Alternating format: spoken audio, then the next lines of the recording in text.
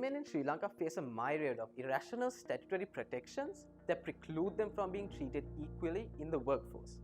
The statutes that govern employment restrict women from working at night in most sectors. These protections are a remnant of archaic patriarchal notions of a system long forgotten. So let's look at a few examples of these laws in action. The Shop and Office Employees Act No. 19 of 1954 permits women who are 18 and above to only work till 8 p.m. The nature of work in the IT sector, however, requires the working hours outside the conventional 9-to-5 schedule. Because most clients that are serviced through these companies are based in different time zones. Exceptions do exist in the law that do not apply to the IT sector, however. The current workaround to the law is through a practice known as administrative relaxation that exists outside the law, which is not recognized by the Labour Department. Interviews by the Advocata Institute conducted with SLASCOM confirmed that the current practice in the IT sector is to work beyond 8 p.m. They expressed that the authorities have been supportive, emphasizing the satisfactory working relationship between the parties. However, they recognize the need to remove restrictions to attract more investment into the industry.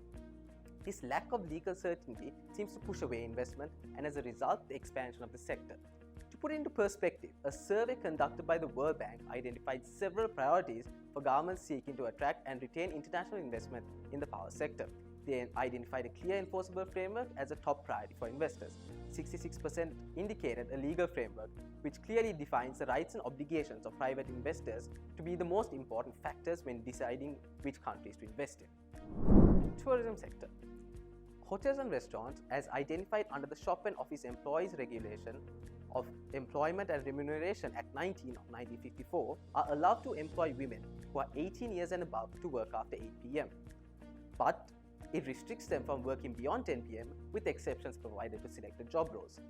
However, in practice, most hotels and restaurants work till midnight or beyond. Women represented less than 10% of the tourism industry in 2018, despite the industry being identified to be a promising sector for increasing women's labour force participation in Sri Lanka. It only seems then logical that removing such restrictions that prevent women from working after 10 p.m. will act as an incentive, opening up better opportunities for women to work in. Let's move on to the manufacturing sector. Working at night for women in the manufacturing sector is limited to 10 days a month under the Factories Ordinance and the Employment of Women, Young Persons and Children's Act, with exceptions provided for certain job roles, of course. The restriction is contrary to the right to have and determine choices as an integral part of women's empowerment as declared by the United Nations. It only inhibits the ability of women to choose their preferred time to work, but also limits their capacity to earn more. For example, women engaged in night work are paid 1.5 times more the normal payment in Sri Lanka. A 2020 IPS study conducted amongst women working in supermarkets and nursing homes confirmed night work to be an additional mode of income.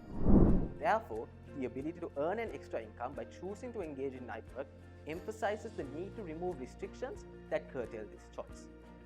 While it is necessary for women to be permitted to work at night, access to safe transport should also be ensured. A 2020 IPS survey conducted among women working in the nursing sector and the supermarket sector revealed travel as a major concern associated with working at night.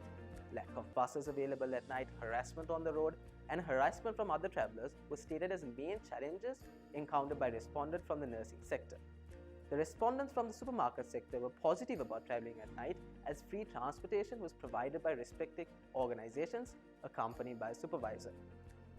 So these concerns are real and valid and stem from real experiences. The solution, however, cannot depend on restrictive and archaic laws that only further the suppression of women in the workforce. The ability to participate in the workforce should be a right afforded to all. For more explainer videos like this, subscribe and make sure to follow Advocata Institute's other social media platforms.